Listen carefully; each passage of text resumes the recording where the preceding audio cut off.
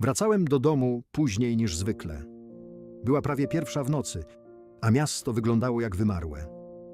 Nie lubię tej godziny. Jest w niej coś nieprzyjemnego. Jakby świat na chwilę przestawał oddychać. Jakby wszystko, co normalne, chowało się w cień, a na powierzchnię wychodziło to, czego nie chcemy widzieć. Deszcz padał od kilku godzin. Taki drobny, prawie niewidoczny, ale wystarczający, żeby człowiek poczuł się jak intruz. Krople spadały na kaptur, na ramiona, na chodnik, tworząc jednostajny, monotonny rytm. Ten rytm zawsze mnie uspokajał, ale tamtej nocy nie uspokajał niczego. Kiedy skręciłem w swoją ulicę, poczułem to od razu. Niepokój. Nie taki zwykły, codzienny. Ten był inny, głębszy. Jakby ktoś stał tuż obok, choć nikogo nie widziałem. Latarnia przy mojej bramie migała. Nigdy wcześniej tego nie robiła. A w oknie mojego mieszkania paliło się światło. Zatrzymałem się. Patrzyłem na to okno, próbując sobie przypomnieć, czy mogłem je zostawić zapalone. Nie mogłem. Wychodziłem w pośpiechu, ale światło zawsze gaszę automatycznie. To nawyk, którego nie łamię. Wziąłem głęboki oddech i ruszyłem w stronę drzwi. Klucz wszedł normalnie, z tym samym kliknięciem co zawsze. W środku panowała cisza, taka, która nie jest naturalna. Cisza, która czeka. Zamknąłem drzwi i od razu poczułem chłód. Nie taki zwykły, od okna czy przeciągu. Ten był inny. Jakby ktoś dopiero co przeszedł obok mnie. W salonie paliła się lampa. Stała na stoliku, włączona, jakby ktoś właśnie tu siedział, ale nikogo nie było. Zawołałem półgłosem. Halo! Cisza odpowiedziała mi natychmiast. I coś jeszcze. Delikatny, ledwo słyszalny szelest z sypialni. Serce zaczęło mi bić szybciej. Nie jestem paranoikiem, ale tamtej nocy każdy dźwięk brzmiał inaczej.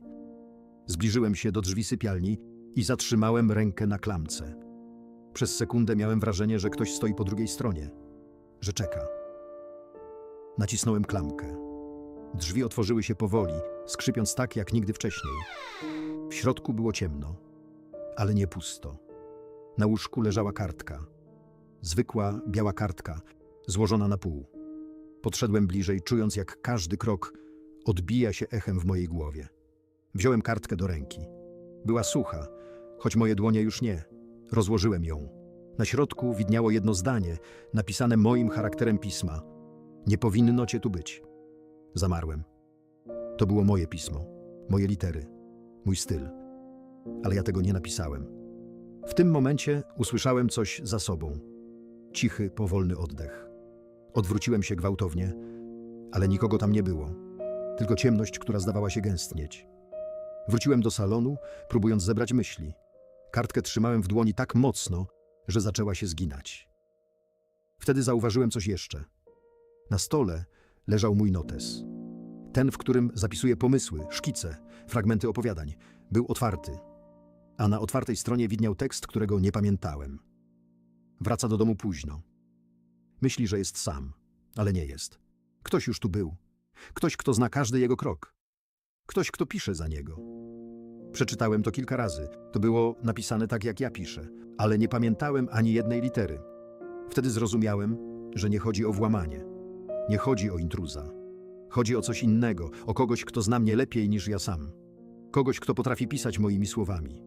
Kogoś, kto był tu wcześniej. Może od dawna. W mieszkaniu znów coś zaszeleściło. Tym razem bliżej. Za kanapą. Zamarłem, ale nie cofnąłem się. Powoli podszedłem do kanapy i zajrzałem za nią. Nic, pustka. Ale kiedy się wyprostowałem, zauważyłem coś na ścianie. Coś, czego wcześniej nie było. Cień. Nie mój. Nie od lampy. Nie od niczego, co stało w pokoju. Cień człowieka, stojącego tuż obok mnie. Zrobiłem krok w tył. Cień nie drgnął, nie zmienił kształtu. Stał, jakby czekał. Lampa zaczęła migać. Raz, drugi, trzeci. A cień zaczął się poruszać. Powoli, jakby przeciągał się po ścianie. Jakby chciał wyjść z płaskiej powierzchni i stanąć przede mną. Zgasło światło. W ciemności usłyszałem tylko jedno zdanie. Szept, który brzmiał dokładnie jak mój głos. Nie powinieneś wracać. A potem cień zniknął. Światło wróciło, a mieszkanie znów było puste. Tylko kartka w mojej dłoni została. Z tym jednym zdaniem, które napisałem ja. Albo ktoś, kto potrafi być mną. Nie powinno cię tu być. Myślałem, że to koniec. Że to był jakiś epizod, zmęczenie. przemęczony mózg, halucynacja. Ale następnego dnia, kiedy wróciłem z pracy, znalazłem kolejną kartkę. Tym razem na kuchennym blacie. Zostawiasz drzwi otwarte. Wiesz, że to niebezpieczne. Nie zostawiłem drzwi otwartych.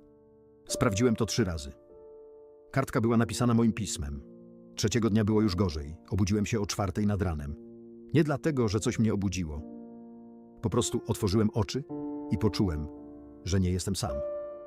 W pokoju panowała ciemność. Ale w tej ciemności było coś gęstego. Jakby powietrze miało kształt. Usiadłem na łóżku i spojrzałem w stronę drzwi. Były uchylone. Nie zostawiłem ich tak. Na podłodze, tuż przy progu, leżała kartka. Przestań mnie ignorować. Od tamtej pory kartki pojawiały się codziennie. Czasem rano, czasem wieczorem, czasem w miejscach, w których nie powinny się znaleźć. W zamkniętej szufladzie, w lodówce, w kieszeni kurtki, której nie nosiłem od tygodni. Zawsze napisane moim pismem. Zawsze w tonie, który brzmiał jak ja. Ale nie był mną. A cień wracał. Nie zawsze go widziałem. Czasem tylko czułem. Czasem słyszałem jego oddech. Czasem widziałem, jak lampa miga, choć nie powinna. Czasem miałem wrażenie, że stoi tuż za mną, kiedy piszę. Jakby patrzył mi przez ramię. Jakby czekał, aż napiszę coś, co on chce. Najgorsze przyszło tydzień później. Wracałem do domu jak zwykle. Była noc, deszcz, cisza. Ale tym razem, kiedy otworzyłem drzwi, zobaczyłem coś, czego nie zapomnę do końca życia. Na ścianie, tuż obok wejścia, ktoś napisał: wróciłeś. W końcu. Duże litery. Mój charakter pisma, mój styl. Ale ja tego nie napisałem. W mieszkaniu panowała cisza. Ale nie była pusta. Czułem go. Cień, obecność. Kogoś, kto zna mnie lepiej niż ja sam. Kogoś, kto pisze za mnie.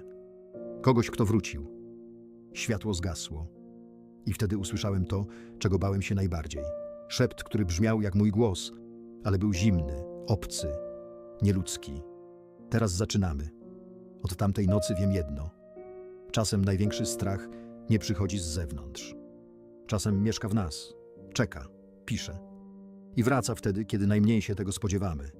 A ja nie jestem już pewien, czy wracam do swojego domu, czy do jego.